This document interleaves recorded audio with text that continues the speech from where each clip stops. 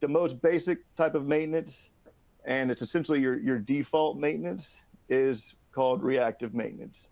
And basically what you're doing there is you are just waiting for things to break, or you're waiting to find faults or failures, and you're just simply fixing it whenever it happens, right?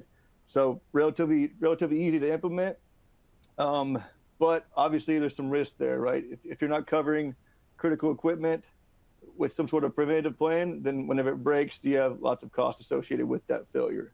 So kind of the natural move from reactive maintenance is a preventative maintenance based around time, right? And a lot of times these come from the manufacturers of the equipment, so the OEMs of the machines, and they are essentially a time-based maintenance that you're performing, right?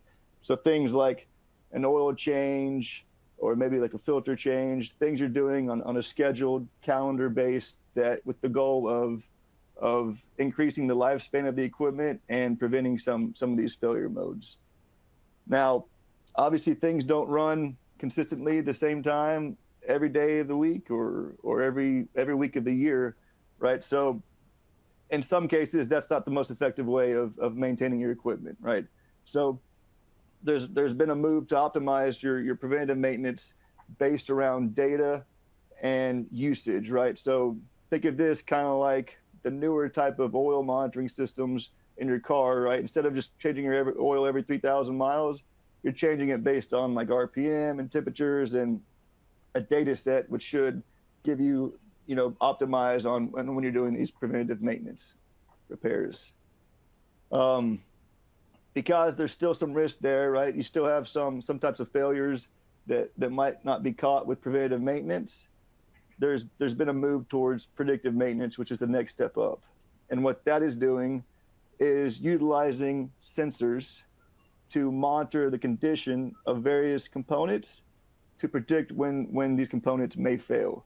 And it allows for you to capture, a broader range of failure modes, and greatly reduces the risk. So from our point of view, predictive maintenance can kind of go into two different buckets.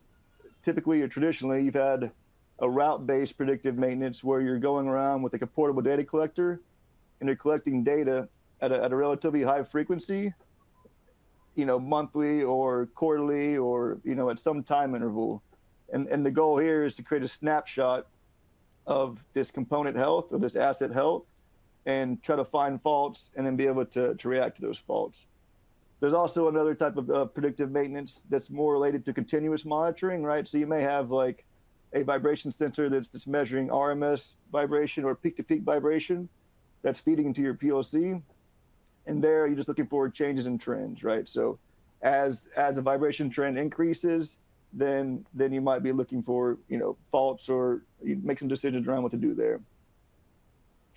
So from there, you still have, questions around where the fault is, what to do about it. So the next step up is prescriptive maintenance, which is essentially more measurements at the high frequency level on all the components, with the goal of telling, of knowing exactly where the fault is and what to do about that fault. So really you're optimizing there for your labor to go work on the asset and know exactly what to work on.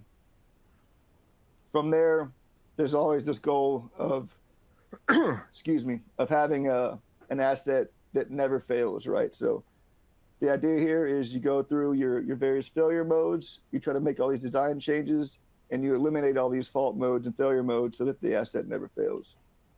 And that's more or less kind of the key maintenance strategies in the industry.